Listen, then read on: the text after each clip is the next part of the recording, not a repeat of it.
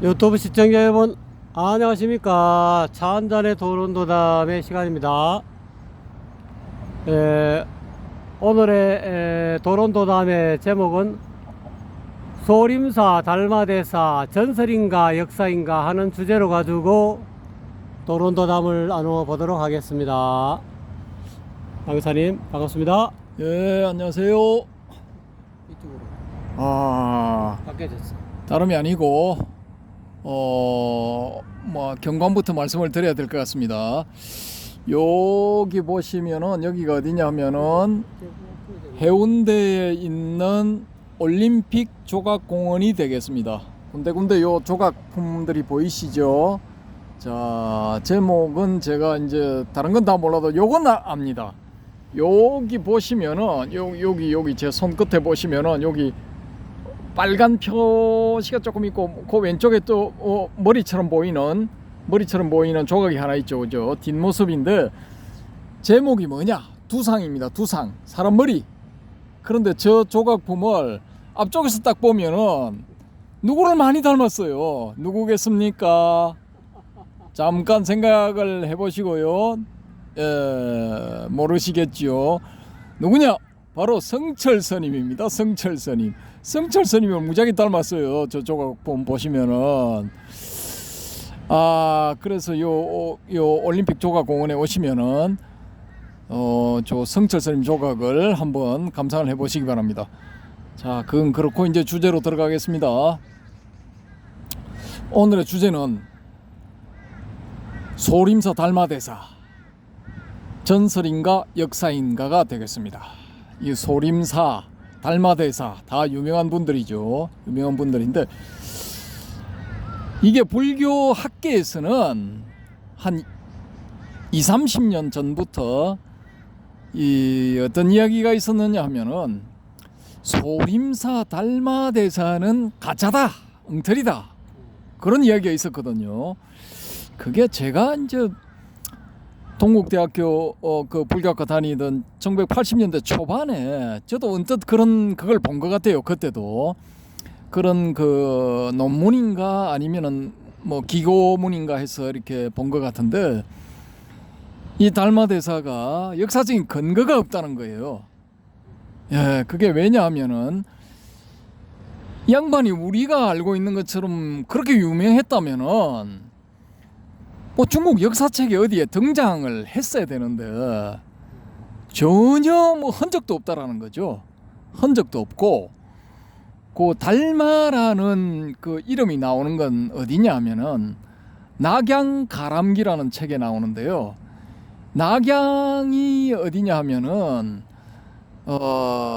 옛날 그 중국 고대 중국의 수도 북위의 수도, 지금부터 한 1500여 년 전, 1600여 년 전에 만들어진 북위의 수도 낙양이거든요.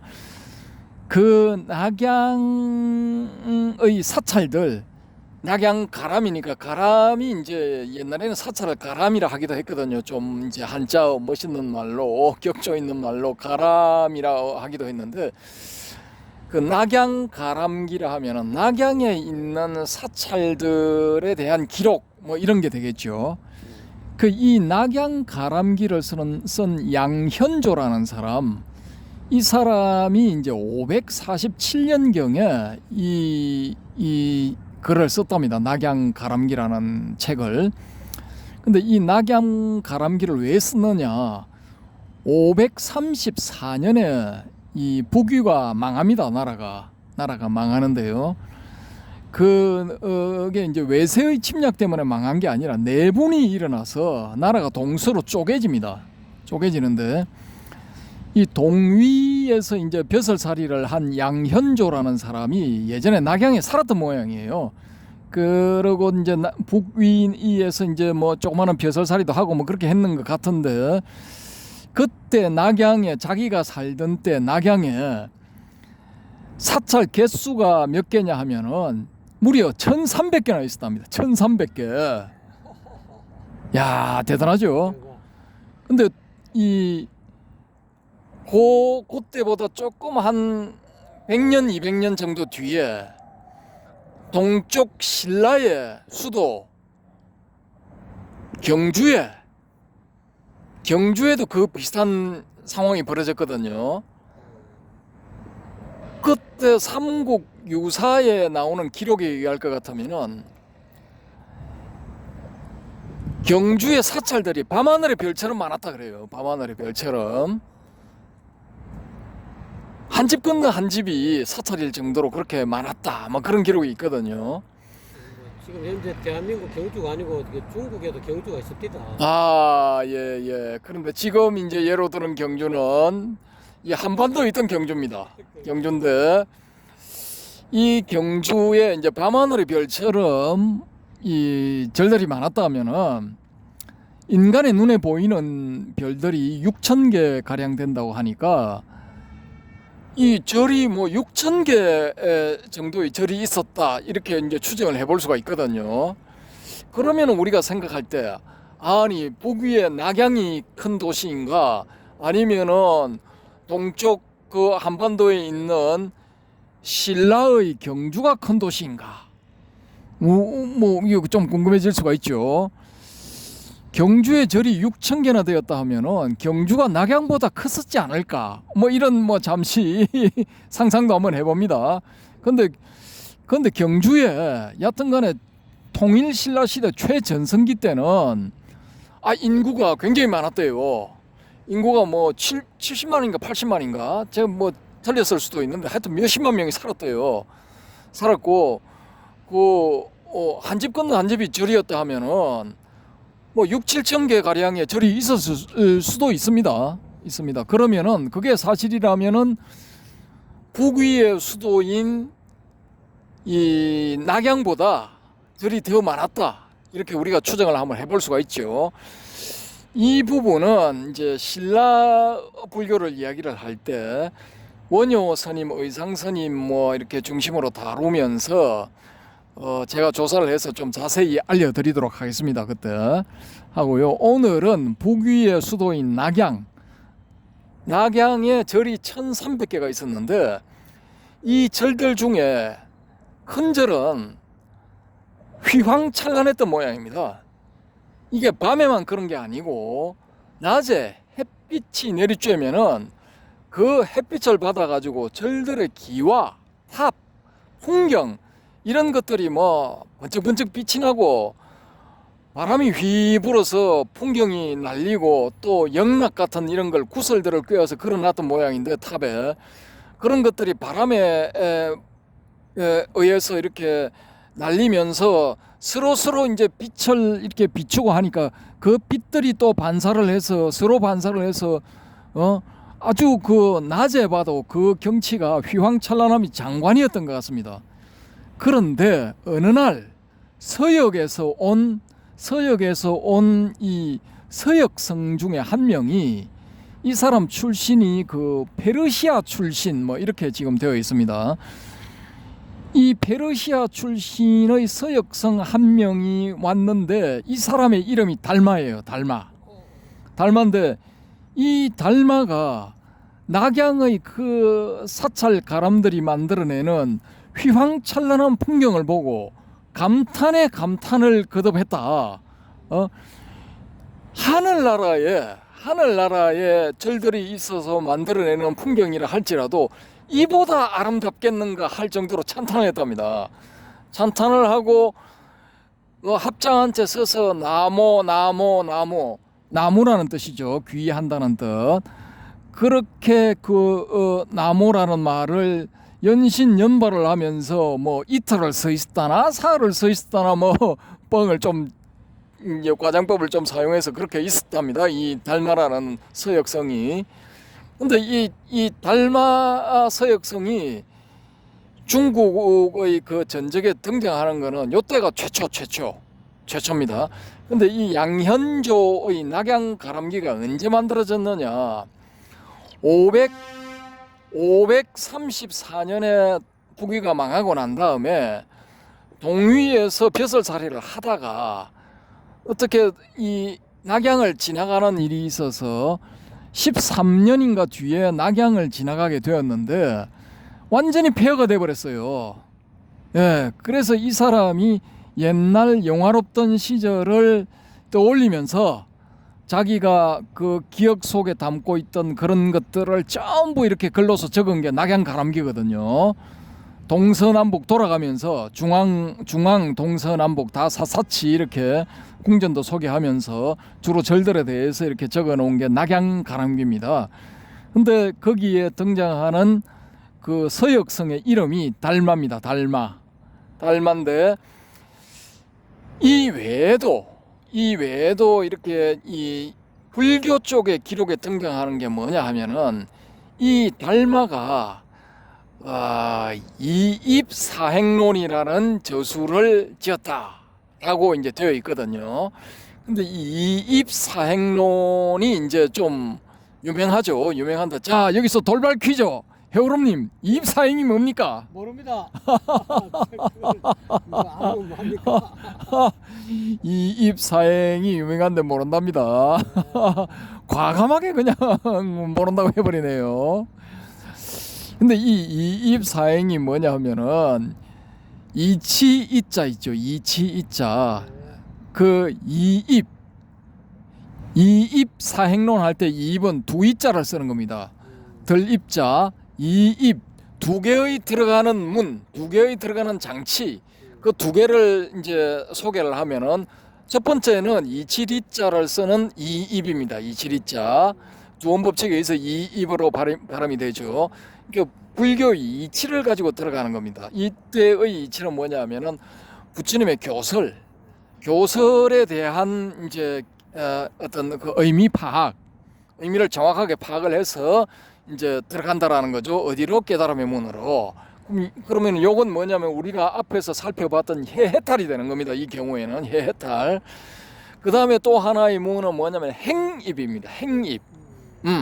행으로 들어가는 것. 이때 이 행은 수행이 되죠. 수행인데 여기서 이제 사행 네 가지가 있다 이겁니다. 네 가지. 그러니까 이때 사행의 이 네 가지는 뭐냐 하면은 이입사행 할 때 그 사행 뒷부분이 되는데 이 사행은 앞부분 이입 중에서 행입의 내용이 되겠죠.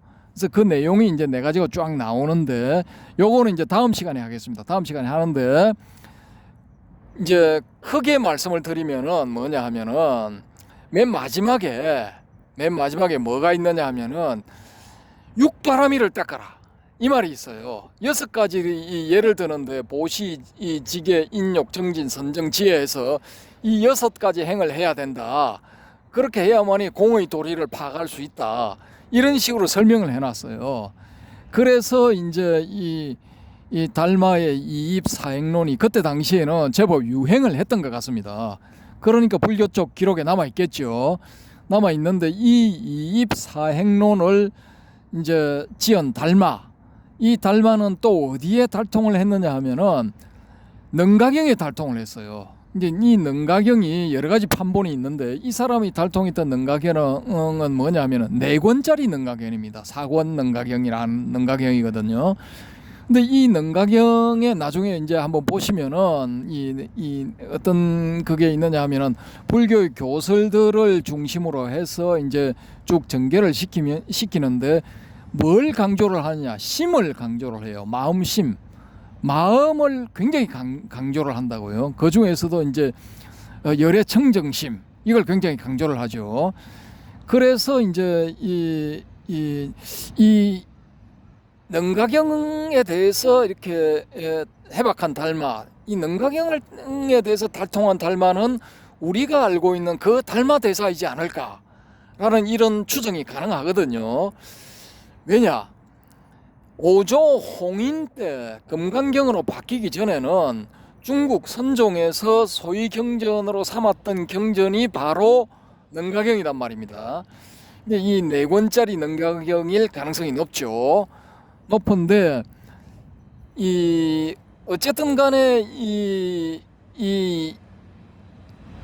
4권짜리 능가경에 능한 이 달마를 우리가 알고 있는 달마 대사라고 만약에 본다면은 이 사람은 낙양가람기에 나오는 그 달마가 아니에요.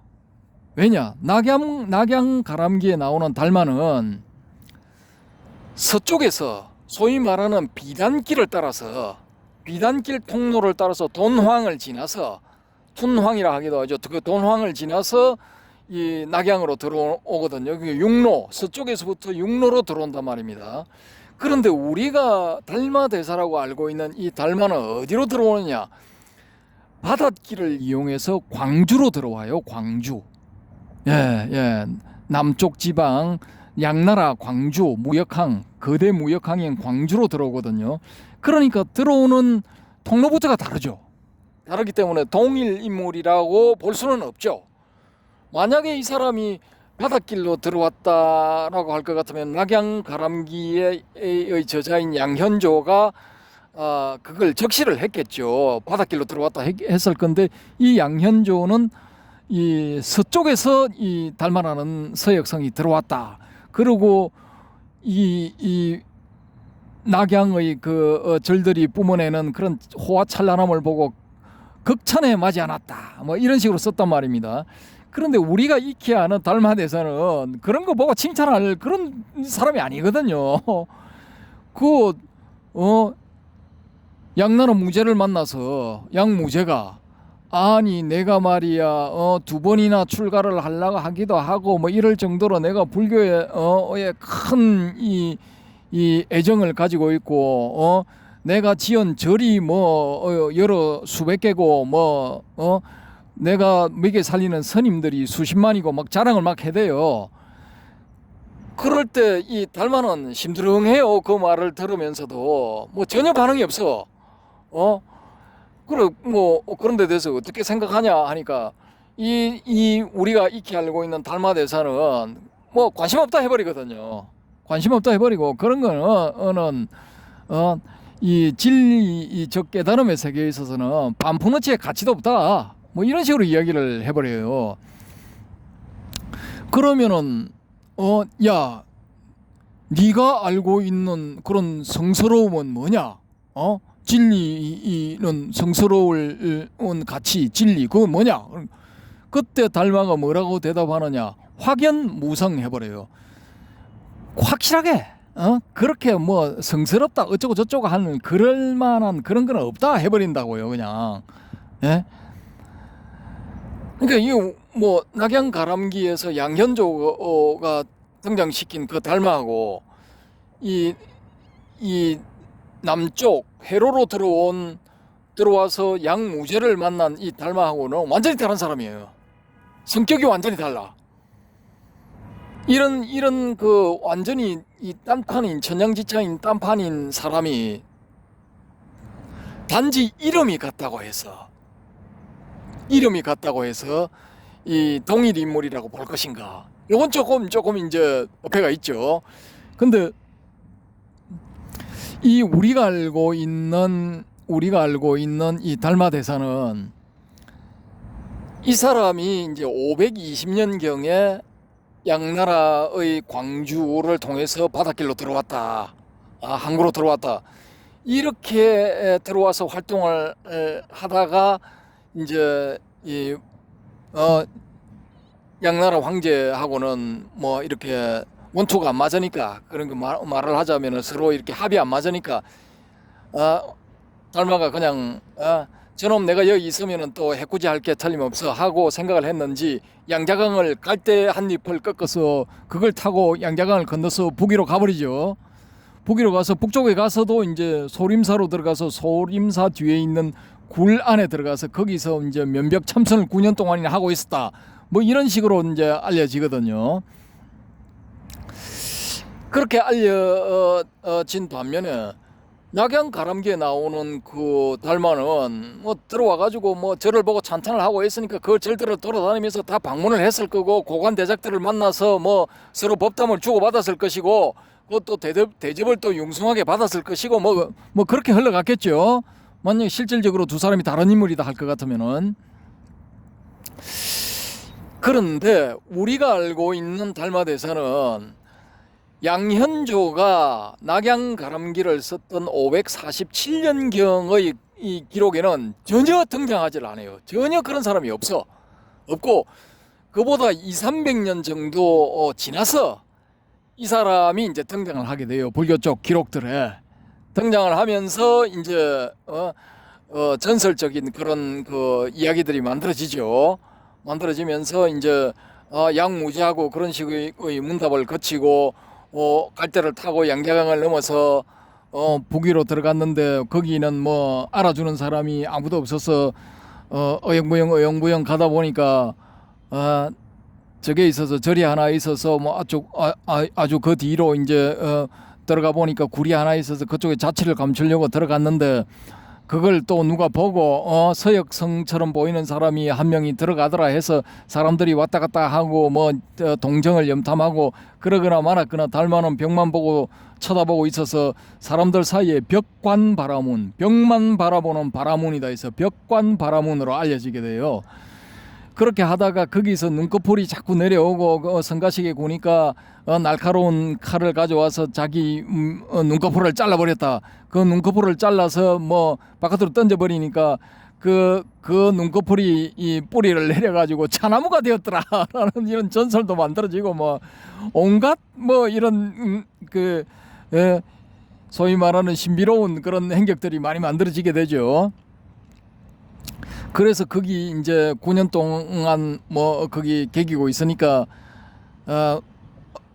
중국 천지에 소문이 나게 되고 그 소문을 듣고 한 명의 이제 출가자가 찾아오는데 눈 속에 서서 기다리고 있더라 이거야. 그 달마가 이제 뭐 바깥에 뭐 볼 일이 있어서 나왔든지 밥 먹으러 나왔든지 소변 보러 나왔든지 뭐 나왔겠죠. 나와서 보니까 누가 한 명이 서 있어가지고 니 뭐하러 왔노? 그러니까 법을 구하러 왔습니다. 그러니까 두 말 안 하고 다시 자기 볼일 보고 들어가 버려 그냥 쳐다보도 안 해. 그래가 다시 또 면벽자선을 하고 있는데 하루인가 뭐 이틀이가 지나가 다시 보니까 일마가 안 가고 그냥 그대로 서 있는 거야. 기특한 놈이네 해가지고 그래 네가 원하는 게 뭔데? 마음이 아픕니다. 이 마음을 안 아프게 해주세요. 그러니까 이 달마가 야 그래. 그러면 그런 것 쪽은 내가 전문가다. 내가 네 마음 안 아프게 해줄게. 근데 네 마음을 한번 가져와봐. 그래야만이 내가 네 마음을 안 아프게 해줄 수가 있어. 그러니까 이게 갑자기 마음을 내놔하니까 답변을 못해. 답변을 못하고 뭐거리니까 그래 잘 생각해보고 혹은 잘 찾아보고 며칠 뒤에 이제 답해도 되니까 그래 뭐 일단은 한번 찾아봐라. 그래 됐어요. 그럼 며칠 뒤에 이 해가가 하는 말이 아무리 찾아도 찾아지지가 않네요. 그러니까 야 내가 네 마음을 이미 안정되게 만들었다. 너의 고통은 사라졌다. 그러니까 그 말에 뭐 해가가 그냥 어느 일정 수준의 깨달음을 얻어서 그때부터 이 달마의 정식 제자가 되어서 열심히 모셨다. 그런데 그 전에 자기의 결심을 보이기 위해서 팔을 하나 잘라 바쳤다. 뭐 그런 뭐 전설 아닌 전설이 만들어졌죠. 그래서 그 이제 달마, 해가 삼조 성찬이죠, 그죠? 이 세 사람을 모시는 상이 중국에서 만들어졌는데 거기에 보면은 이 해가는 이 망토를 두르고 있어. 근데 그 망토를 왜 둘렀느냐? 잘린 팔 쪽에 그걸 감추기 위해서 망토가 이렇게 쳐져 있어요. 그렇게 해서 그 이 세 분의 상이 이제 만들어져서 모셔지고 있어.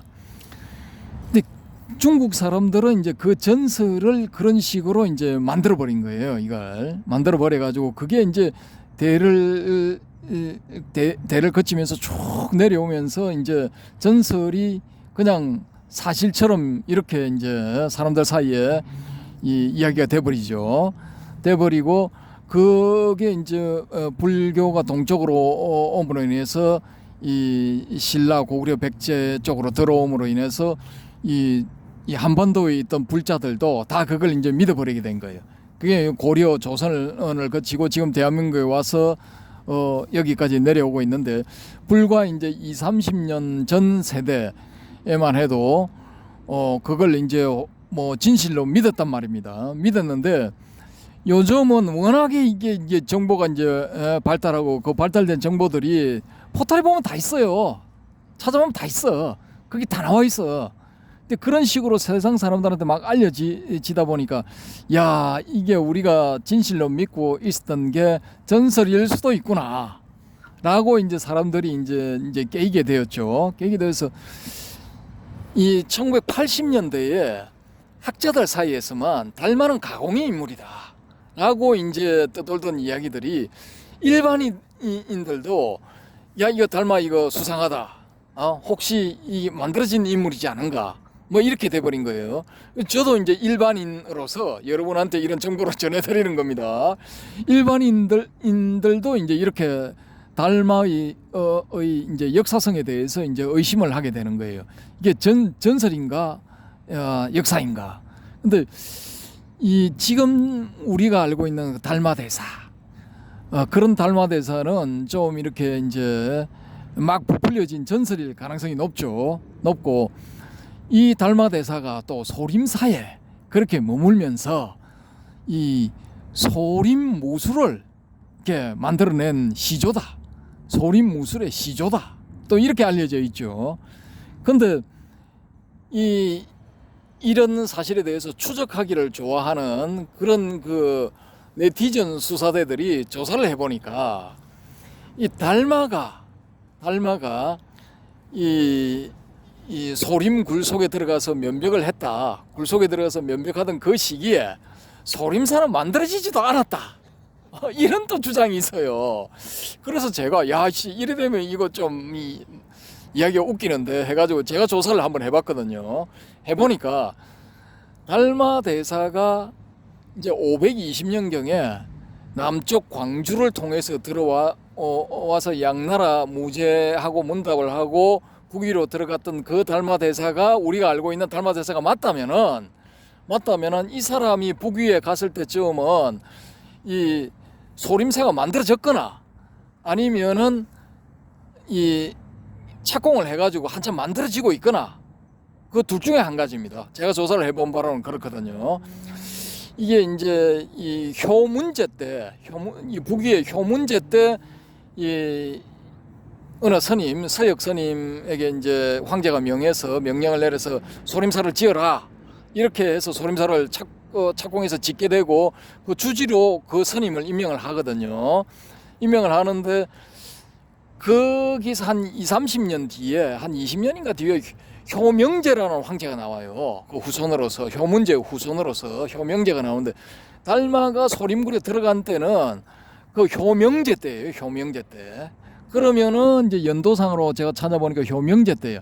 그러면은 이게 이제 소림사의 스님들이 모여서 살고 그 뒤에 굴에 들어가니까 뭐 서역성 한 명이 들어와서 굴에 뭐 뒤에 굴들이 많았겠죠. 그 굴들 중에 비어 있는 굴을 하나를 차지하고 수행을 하는데 벽만 바라보고 있으니까 벽관바라문이라 이름을 붙였다. 뭐 이런 게 가능하죠. 가능하고 이제 그 뒤에 쭉 이렇게 해가라는 스님이나 뭐 도육도 있고 뭐 한 6명이나 7명이나 그 제자들이 생기는데 그 제자들과 사이에 있었던 일화 이런 것들이 이제 가능하게 된단 말입니다.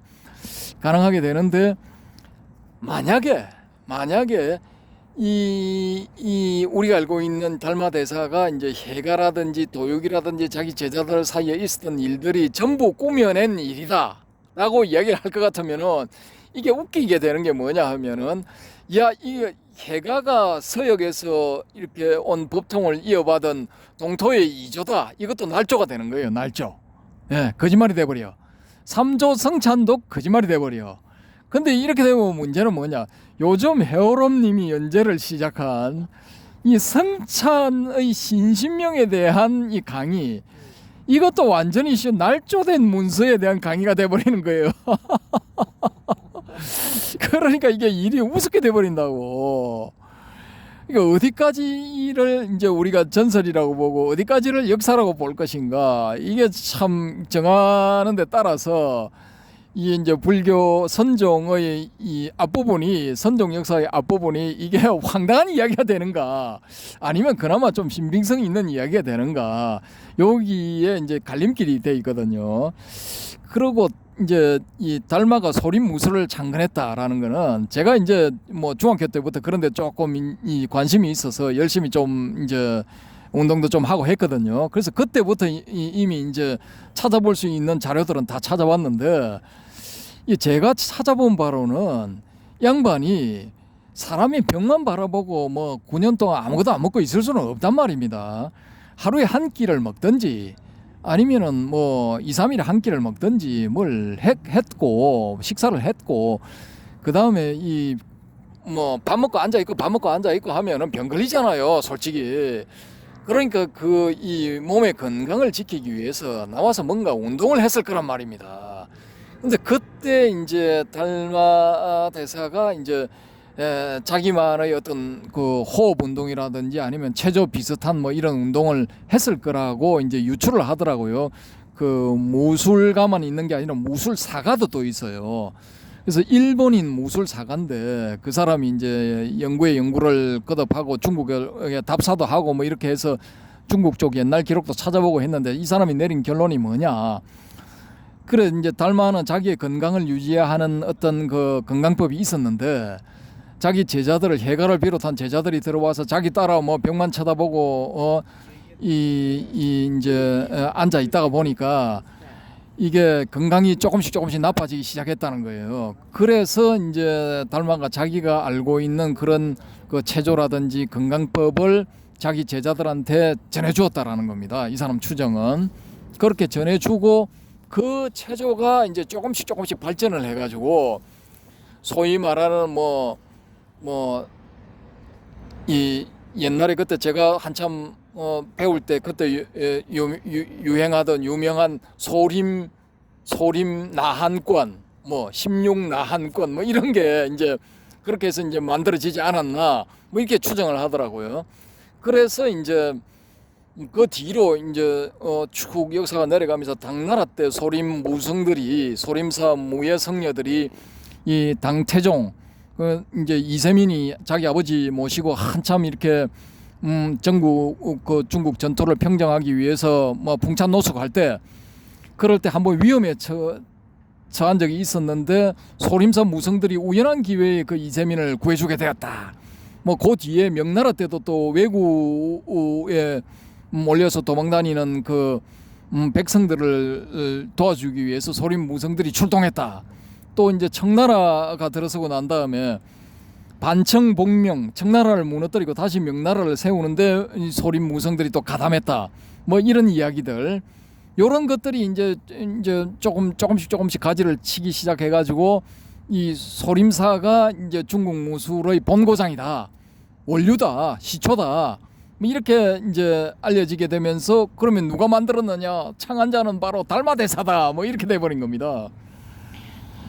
그래서 이제 소림사와 달마대사가 엮여가지고 지금도 지금 이 중국의 소림사에서 잘 팔아먹고 있죠. 상품화 시켜가지고 중국 소림 콩우 해가지고 뭐 잘 팔아먹고 있죠.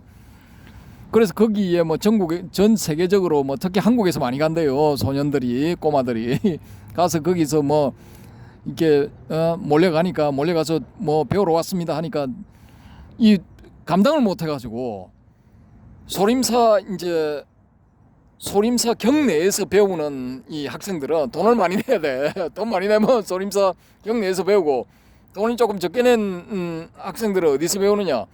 소림사 출신의 제자들, 속과 제자들이 소림사 주변에 뭐 수십 개의 도장을 운영한대요. 그 도장에 이제 소속하게 해서 거기서 배우는 거야. 그런 식으로 해서 이제 이 소림 무술이 좀 이렇게 관광이라든지 뭐 달러를 벌어들이는데 좀 기여를 하고 있답니다. 근데 이제 원류가 원시조가 달마대사다 뭐 이렇게 돼 있는 거죠.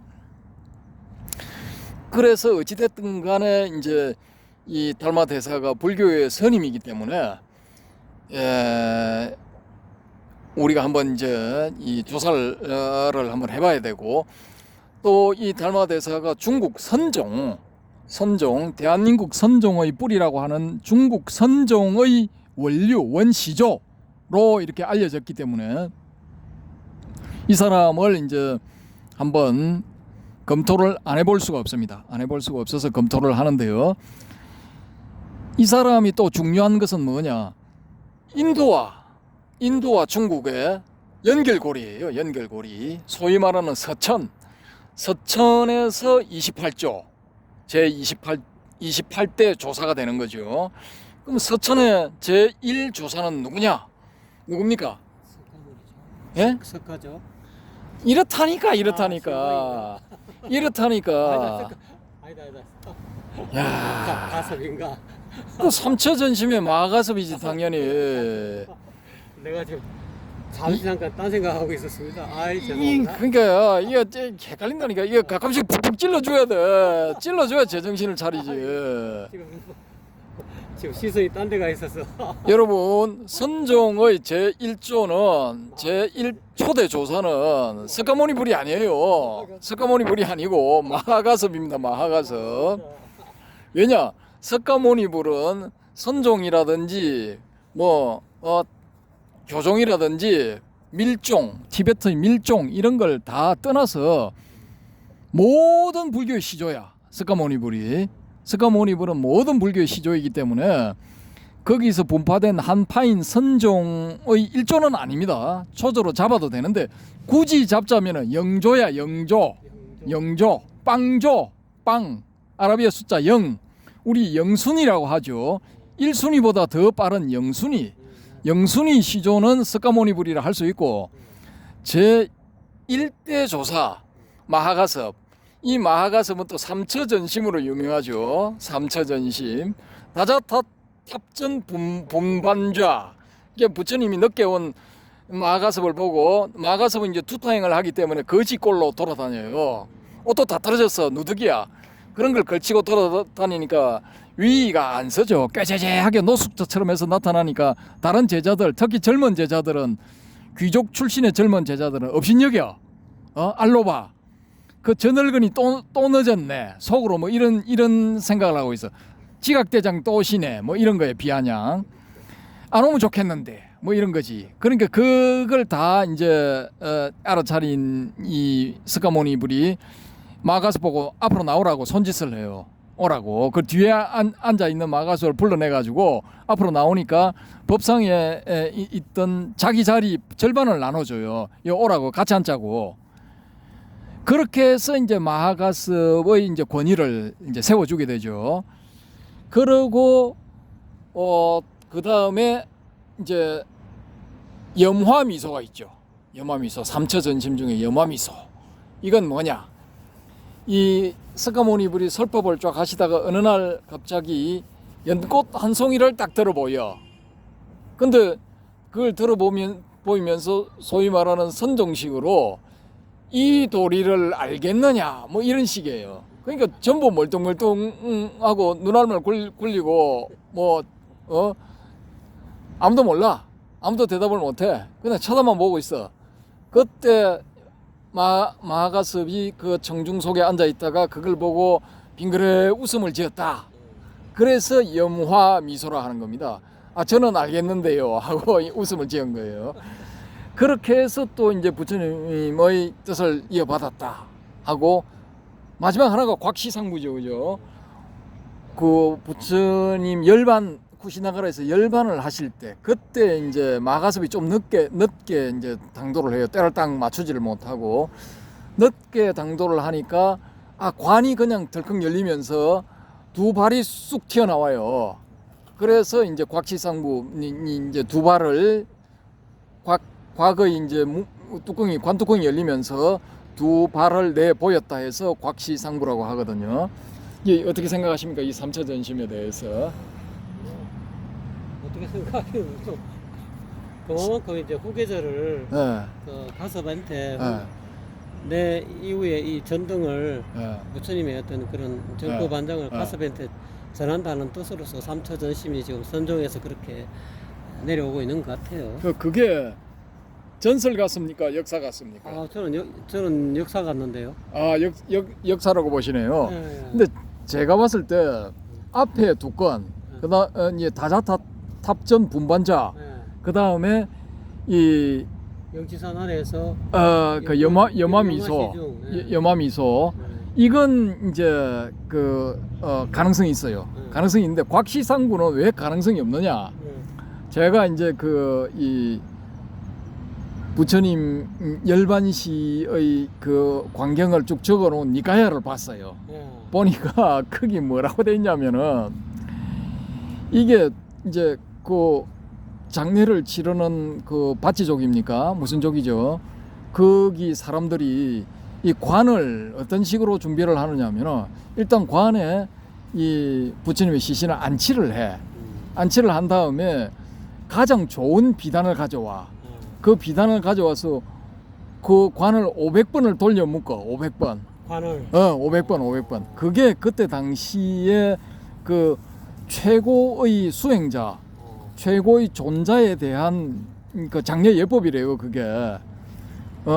그럼 가섭이 와서 이렇게 보여주고 나서 했겠지. 뭐 그렇게 했다면 할 말 없는데. 네. 근데 거기 기록에는 가섭이 등장을 안 해요. 아예.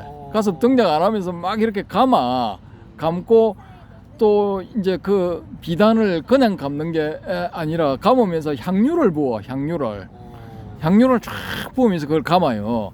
그러면은 이제 여기에 불을 딱 당기면은 불이 잘 타겠죠. 활활 타버리겠죠.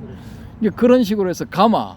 근데 그렇게 감고 난 다음에 아니 이 가습이 딱 등장했다면은 아니 씨 500번 뚫어놓은 그 비단을 뚫고 관뚜껑을 어떻게 열어?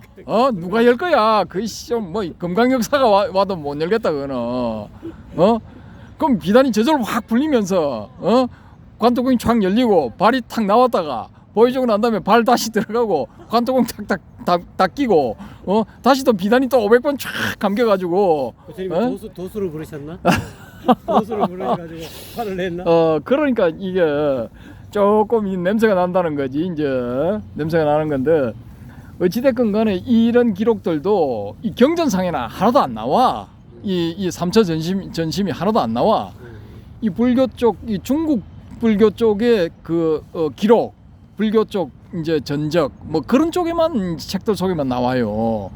그러니까 신뢰도가 확 떨어지지. 그 2차 점심보다 3차 점심이 1, 2, 3가 돼야 좋은 것 같아서 하나 더 잡아넣나? 그랬을 수도 있지요. 2차 점심보다는. 그래 뒤에 이제 거기에 대한 전설을 만들어내는 작가가 머리를 좀 썼을 수도 있죠. 이보다는 3이 낫지. 안정적이고 옛날에 그 우리가 솥이 옛날에 구리솥 이런 게 많았잖아요. 동복이라 해서 그런 그게 이제 이거 다리가 4개가 달린 사바리 솥이 있는가 하면은 삼바리가 있어요. 삼바리 솥도 많아. 근데 특히 이제 중국에서 옛날 고대 제왕들이 마시는 그 잔이 있죠. 잔이 그냥 우리가 일반 마시는 이런 모양의 잔이 아니고 이 동복 형태의 잔이야. 그 황제나 아니면 최상급의 귀족들 이런 사람들이 마시는 잔들, 고관 대작들이 마시는 잔은 전부 동복 형태야. 근데 거기에 다리가 몇 개? 3개야. 전부 다 3개. 삼바리로 돼 있어요. 그러니까 3이 그 아주 중요한 숫자로서 인식되었을 가능성이 높거든요.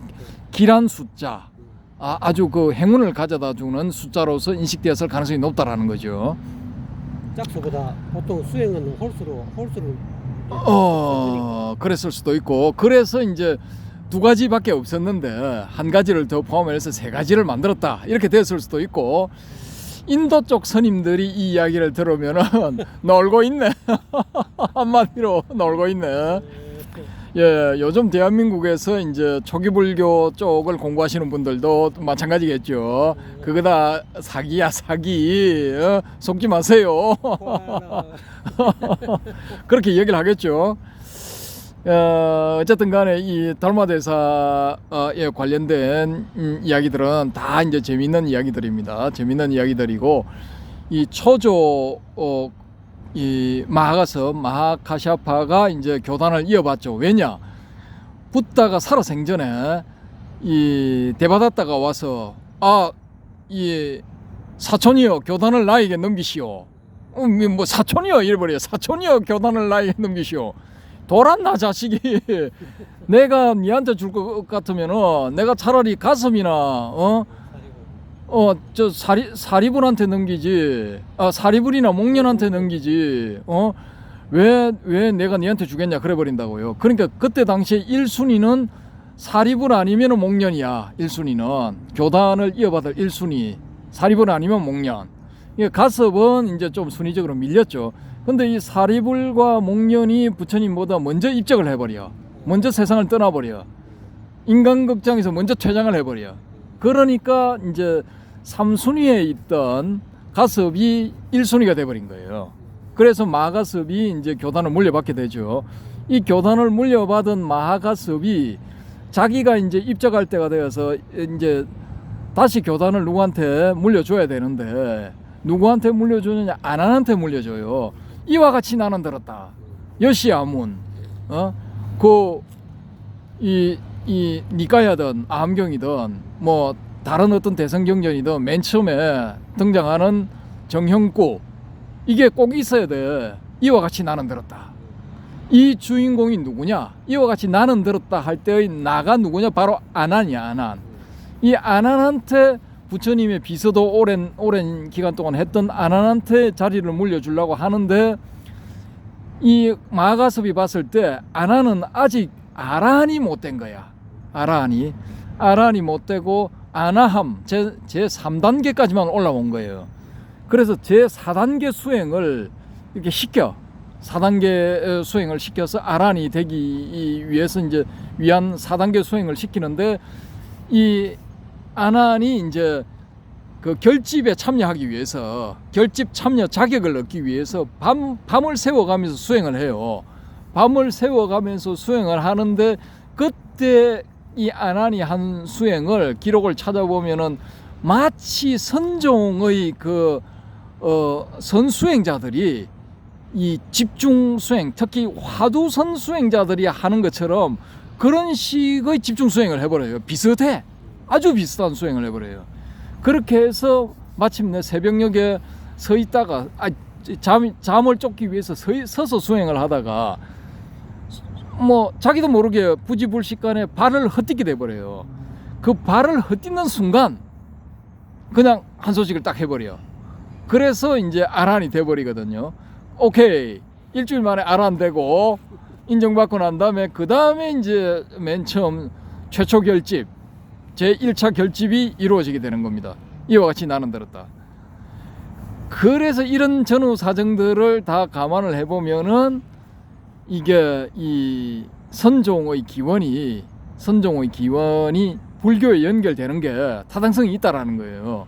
그래서 이 달마라는 사람이 선종 쪽에서 중국 선종에서 내세운 달마라는 사람이 비록 짜가일지라도 이 인도 불교와 중국 선종을 연결시키려는 갸력한 시도, 기특한 시도 뭐 이런 것이라고도 볼 수가 있죠.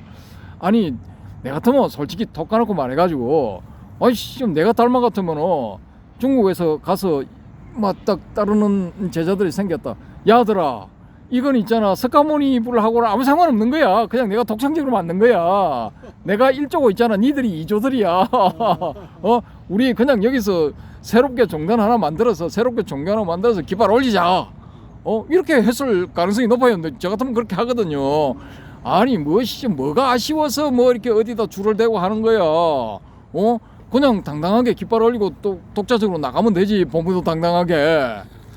근데 굳이 서천 28조 만들고 3처 전신 만들고 1조 만들고 그 다음에 이 마하가섭이 또 아난을 지도해서 일주일 만에 또 한 소식을 해서 또 저기 뭐야 아란을 만들고 그렇게 해서 또 2조가 되고 뭐 어쩌고 저쩌고 쭉쭉쭉쭉 내려와가지고 제27조가 바냐다라 존자인데 이 바냐다라 존자의 제자가 바로 달마 존자다 뭐 어쩌고 저쩌고 그 28조 달마 존자가 스승의 지시로 동쪽으로 와서 동토로 와서 이 법을 전했다. 그래서 이제 동토의 초조가 달마대사고 2조가 해가대사고 3조가 성찬대사고 4조가 도신대사고 5조가 홍인대사고 6조가 해능대사다 뭐 이렇게 내려가거든요. 야, 저 같으면 복잡하게 이렇게 안 만들어요. 그냥 과감하게 잘라버리고 그냥 선교라는 교를 만들어버려. 2단. 2단이 되든 3단이 되든 그게 뭔 상관이야. 아무래도 이제 전통성을 여보세요. 지금 초기 불교는 이거 대성불교 자체를 그냥 2단으로 봐버리고 그 중에서 이단의 핵심이 뭐냐? 선종을 이단의 핵심으로 본다니까. 아, 그렇습니까? 예, 예. 그 한국 불교의 조계종 이거는 이단 종파야, 이단 종파. 자기들이 그 이단 종파로서 이단 종파한테서 물심양면으로 지원을 받고 있으면서 이 자기들을 따르는 이 신도들한테 가르치는 거는 암암리에 가르치는 거는 야, 이거 선종 이거 다 사입이야. 조교 조사들의 교고 조사들의 가르침이지. 우리 석가모니 부처님은 이런 거 안 가르쳤어. 니까에 아무리 찾아봐도 이런 가르침이 없어. 이 애들 사입이야 이렇게 가르쳐요. 희한한 사람들이네요. 희한한 게 아니야. 자기들은 올바른 가르침을 펴고 있는 거야. 남방불교 쪽으로 이제 뭐 가닥을 잡겠다 이 말이에요. 근데 그 지금 뭐 태국이나 스리랑카, 버마, 뭐 미얀마 이런 데서 온 스님들, 그 사람들 누가 보호해 주냐? 조계종 그늘에서 다 보호를 해줘요. 조계종 그늘에서 큰다니까. 그렇군요. 물심양면으로 지원을 해줘. 2000년 만에 복수가 많네요. 예, 예. 그러니까 뭐 2000년 만에 복수라 할 수도 있기는 있는데 이게 좀 황당하죠, 황당해. 그러니까 제가 그때 닮아했다면은 야, 씨발 1500년 뒤에 내 제자들이 개창피를 당할 수도 있겠구나, 사이비로 몰릴 수도 있겠구나. 여기서 딱 자르고 우리는 선교야. 석가모니의 불교하고는 다른 거야. 우리는 선사들의 교야, 선교. 해가지고 나 독립적으로 해버려요. 무슨 시작 대도 안 하게 뭐 사이비로 몰려가지고 개창피 당하고 매도 당하고 그것도 또 물심양면으로 지원을 해주고 있으면서도 그런 개 같은 경우를 당하면은 이게 말이 되는 소리입니까 이게? 석가모니 뭐 법문이 3000년에 하니까 이제 석가모니 법문이 끝날 때 되니까 이렇게 뭐 독버섯 같은 그런 초기 불교가 나왔나?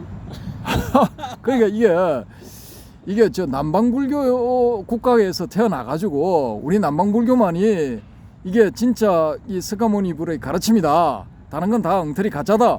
그거 맞아. 이해를 해요. 그럴 수 있지. 그 나라에서는 중국 선종이 없으니까. 근데 선종을 1600년이나 내려와 놓고 이제 와서 사입이다 해버리면 사명당도 사입이 중, 서산대사도 사입이 중, 저기 올라가서 보조국사 진울스님도 사입이 중, 쭉쭉쭉쭉 더 올라가면 원효대사, 의상대사도 사입이 중이야. 맞네. 그 양반들 금강산매경론에 보면은 원효대사 금강산매경론 지금 있거든요. 그거 보면은 대부분이 거기에 인용해 놓은 불교의 전적들이 있는데 경전하고 불교 서적들이 있어요. 거기에 수십 번 인용된 게 뭐냐면 다 대성의 경전들, 대성의 전적들, 대성의 글들이야. 딱 한 번 인용된 게 암경이야, 암경. 암경의 내용이 딱 한 번 인용됐어요. 암경이 뭐냐? 아가마, 산스크리트로 된 아가마를 이 한자로 번역한 게 암경. 이 산스크리트 아가마는 어디를 번역한 거냐? 빨리어로 된 니가야를 번역한 게 산스크리트 암경. 산스크리트 아가마.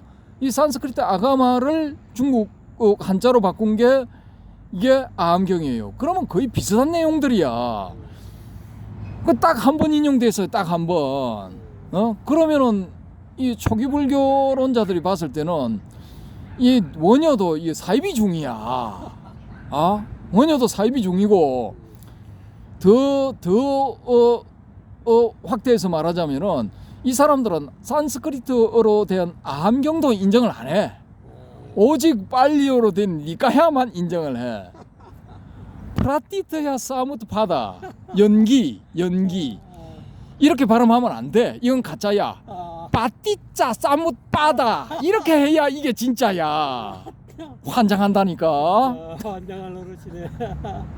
한자로 된 경전, 우리말 경전 합시다. 우리말 금강경, 우리말 반야심경 합시다 해가지고 서울의 뭐 석촌호수 근처에 있는 뭐 사찰을 중심으로 해서 확 운동으로 한번 일어났었거든요. 요즘 뭐 예불문도 다 우리말로 하더만. 예. 그렇게 하는데 또 그런 거 좋아하는 사람들 중에 초기불교 불자들은 뭐라고 하느냐?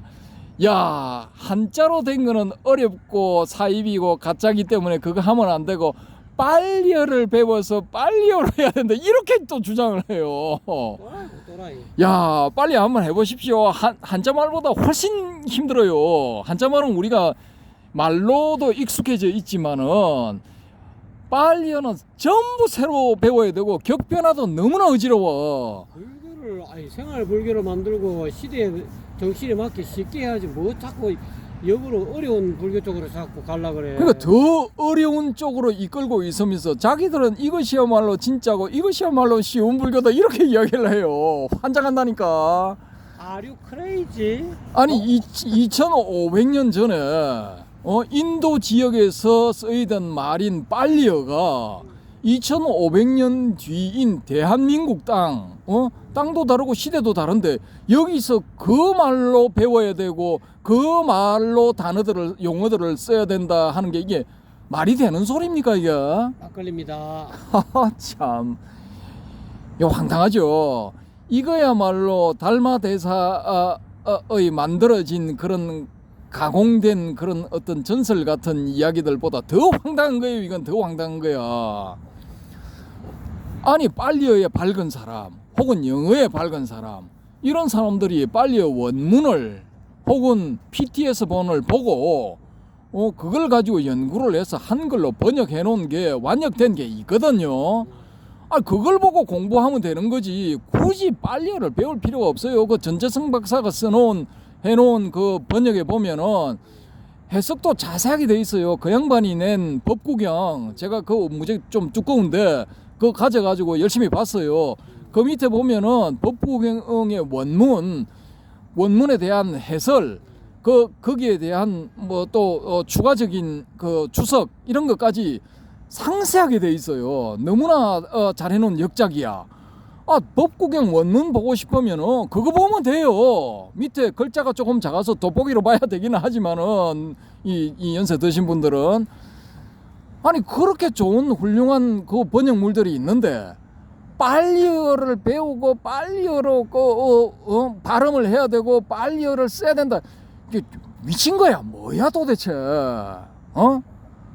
자기가 그러면 그 번역을 해내면 전재성 박사보다 더 잘할 수가 있어요. 나는 못한다고 봐. 내가 그거 보고 놀랬어요. 너무나 잘 돼 있어. 읽어보니까 내용도 훌륭해. 예?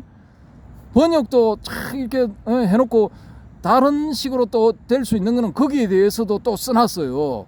이런 훌륭한 책들이 있는데 이런 걸 보라고 권하지는 않고 그냥 자기가 대충 해가지고 나와가지고 막 이렇게 그냥 이거 이렇게 발음해야 됩니다. 빠띠짜 싸뭇바다 따라 해보세요. 빠띠짜 싸뭇바다. 돌았어 완전히. 이거 진행이 되다 보니까 또 초기불교주의자들에 대한 비방이 돼버렸는데요. 죄송스럽게 생각하고 빨리 배워서 하실 분들은 열심히 해보세요. 제가 그 산스크리트 조금 배우다가 때려치웠거든요. 돌았나 내가 이런 사어 세상에 쓰이지도 않은 사어를 불교 공부한다고 해가지고 이거를 끝까지 해야 되냐. 야 독일어보다 더 어려워. 제가 고등학교 독일어를 배웠는데 Du bist wie eine Blume, so hold und schön und rein. 조금 해요. 그냥 가장 기초적인 거 그런 거 조금 하거든요. 근데 독일어보다 더 어려워. 독일어도 외워야 될 게 진짜 무지하게 많은데 이 산스크리트는 더 골치 아파. 그거보다 더 골치 아파. 근데 이 산스크리트보다 더 어렵고 더 골치 아픈 빨리어를 일반 그 신자들한테 빨리어 배우세요. 빨리어만이 진실되는 것입니다. 니나 많이 하세요. 예, 신자들은 바쁩니다. 엑기스만 가르쳐 주면 돼요. 당신이나 빨리어 많이 하시라고. 익숙한 한자어로도 불교의 핵심 교리 얼마든지 깨칠 수 있어요. 얼마든지. 예? 대승에 통달하고 자기 나름대로의 어떤 경험을 한 사람, 특히 이 제가 놀라는 게 이 자유한국님이 어쩔 때 댓글 이렇게 달아놓으신 거 보면은 이거 제가 감탄할 정도예요. 아니 화두의 공능은 이 화두를 보는 사람한테 의문을 강렬하게 일으키게 하는 것이 그게 공능이지. 판치생모의 판치가 무슨 뜻인지 판치생모가 무슨 뜻인지 그거를 알려줄 필요가 뭐가 있냐라는 거예요. 판치생모할 때 모를 그냥 털이라고 해버리면은 우리 대문리에 난 앞니에 털이 난다는 말이 무슨 말인가? 이게 더 강렬한 의문을 불러일으킨다는 거예요. 이걸 굳이 중국 옛날 그때 당시에 판치생모라는 말이 나올 때는 그게 누렇게 색이 변색돼 가지고 마치 뭐 털처럼 보이는 그거를 판치생모라고 했다. 조주가 이렇게 말을 할 때는 판치생모가 제장가 방문객이가 물었을 때 그건 판치생모가 될 정도로 이야기를 해도 자네는 모를 거야. 그러면 그 판치생모를 이빨이 말을 하다가 보면은 이똥이 쌓여서 이빨이 누렇게 금간 것처럼 해가지고 털이 생긴 것처럼 그렇게 됐다 하기보다도 아니 앞니에 말하다 보니까 앞니에 털이 날 정도로 오랜 시간 동안 하네. 왜 해삼이 나무에 올라갔다. 이 해삼이 나무에 올라갈 리가 있습니까? 오랜 시간을 강조하는 거 아닙니까? 우리 해삼이 나무에 올라갔다 하는 그 말을 듣고 어느 놈이 해삼이 나무에 기어 올라갔다고 생각합니까? 그런 생각 안 한다고. 그 강조법이라고 생각한다고요. 오랜 시간을 강조하는 거라 그게. 그러면은 판치생모도 그냥 앞니에 우리 이 보송보송 솜털 나듯이 털이 났다 이렇게 생각하는 게 그게 더 강렬한 의문을 불러일으키게 되는 거예요. 더 오랜 시간을 의미하기도 하고. 그걸 굳이 그때 당시에 당나라 때는 이런 표현을 써가지고 습관적으로 이런 말이다 어쩌고 저쩌고. 그런데 지금 말이야 우리 한국의 사람들은 판치생모를 앞니빨에 털이 난 거로 알고 있는데 이거 다 엉터리야. 등신들이야. 이 돌았나? 화두가 왜 생겼는지 그 화두의 공능의 기본도 모르는 게 자기가 다 깨달았다고 세상의 모든 수행자들이 나에게 와서 화두에 대해서 물어라. 돌았나 이런 식으로 이 자유한국님이 써놓은 댓글에는 제가 이렇게 주저리 설명한 그런 뉘앙스가 들어있어요. 그러니까 이게 대성식의 수행, 대성식의 경험을 한 분들이 그 경험을 하고 난 다음에 이 경전이라든지 대성경전이라든지 아니면 초기 불교의 어떤 교설들을 보게 되면 수월하게 탁탁탁탁 그 의미가 잡힌다니까. 그런 걸 놔두고 그런 좋은 방법이 있는데 그걸 놔두고 빨리요 빠띠짜 싸무트 바다 이걸 외워야 돼요. 돌았어 진짜 돌았어. 그게 나가도 너무 나간 거야.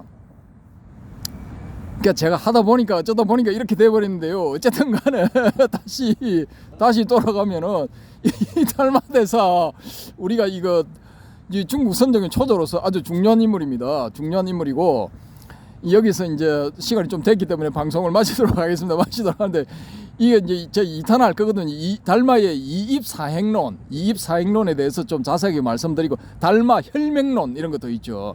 달마의 역근세수경, 달마 역근경 이런 것들도 다 묶어가지고 다음 시간이나 다음 시간 하여튼 요번에 이렇게 말씀을 드리도록 하겠습니다. 요것도 무지하게 재밌습니다. 재밌고 이 달마가 초조로 인정을 선종의 초조로 인정을 하느냐 안 하느냐 그건 이 방송을 들으시는 분 각자가 알아서 하시면 되는 겁니다.